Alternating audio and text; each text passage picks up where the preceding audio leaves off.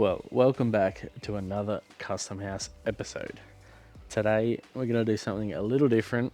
I know there's only been 2 episodes on our wide body 1JZ Hilux build, but also got my daily, which is a 2021 Nissan Navara. Now, like a lot of the people that are probably watching this video, they like camping, they like full driving, and I do as well. So the Navara already has some dirty left wheels, some 33-inch tyres, but it's missing a lift kit. So today, that's what we're going to put in. And I'm going to show you what shocks we've used and how we've done it. And then hopefully go test it out, see how it all works.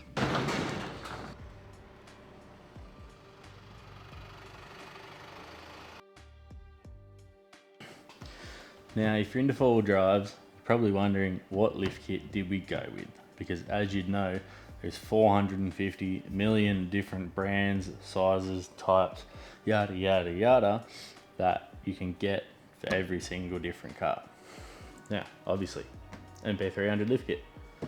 We ended up going with comp shocks. Simple reason is they're the ones I heard the least complaints about. The Series 5 Navaras are actually quite high in the back because they were lifted over the Series 4 to up the tow rating from Nissan. So we're not actually going to lift the back at all. We're just going to put better shocks in it, extended sway bar links, and extended brake lines. And then the front, we're going to lift it just 2 inches to keep it legal. And that should get us sitting nice and level. Maybe a little bit touch up in the front because, you know, American Yank Tank Cali Lean looks pretty good to me.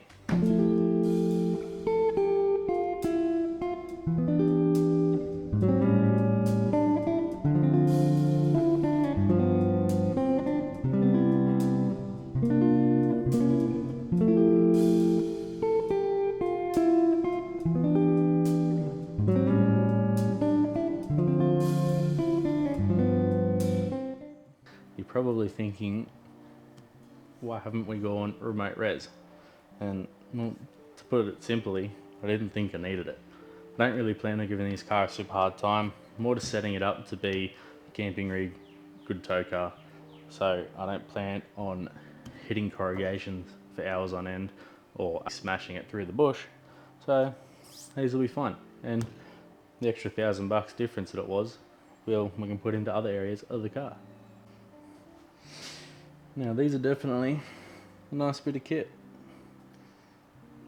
Nice and beefy, which is good. And they should go very well in the Navara. So you've seen the shocks, coilovers. So let's get to this. We will jack it up, get the wheels off, and get the old springs out.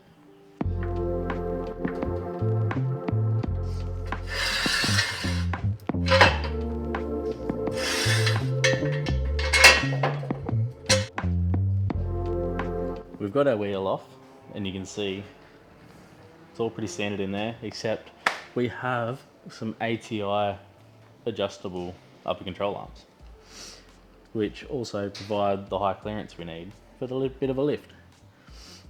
So now all we need to do is split the control arm from the spindle, because I'm 99% sure you can't get these out without doing that, which is a little bit painful, but it is what it is. So we'll do that, rip the struts out, get the new ones in, and well, that's pretty much it. The front is quite simple.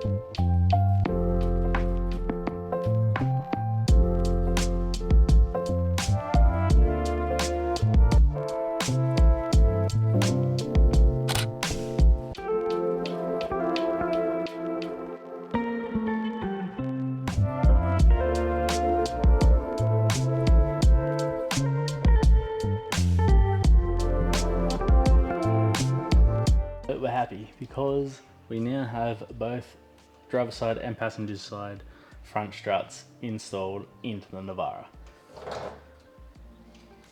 I did the driver side second, and it honestly took me about 15 minutes, where I did the passenger side first, and it took longer because I tried to do it in a shorter way, but it's always how it goes. So moral of the story, just do things properly, don't rush, or try to take shortcuts because they never work. So end up just splitting the ball joint from the knuckle, because that was the easiest spot to do it, and messes up the alignment the least, even though it's already booked in to get an alignment on Monday.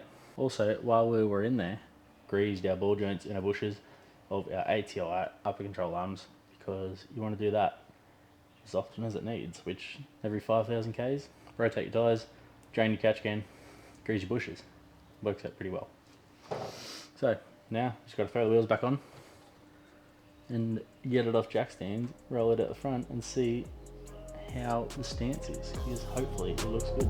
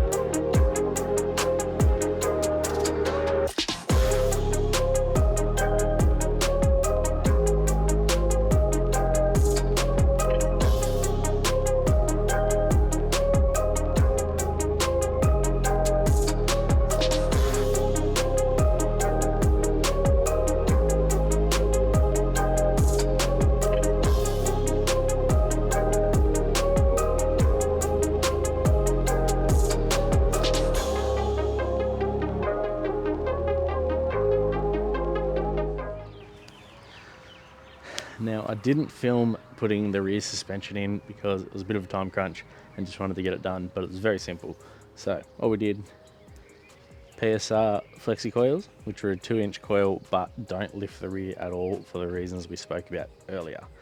And we spent a comp shocks, rear shocks, which work a treat, and extended brake lines, also from PSR, which are braided and fit quite well, and extended sway bar links. So it was all pretty easy. It's all 2 bolts, drop the bolts out, new stuff in, tighten it back up. There's nothing major. And then we also went ahead and made up a mount for the spare tire because the 33 doesn't fit under the back of the tub in the Navara. So now it fits inside, which later on we can use under the tub where it was for, say, an air compressor and an air tank for onboard air, a water tank, extra fuel tank. Really, opportunities are endless. With the amount of tools we've got, we can do whatever we want. So I'm super happy with how it all turned out.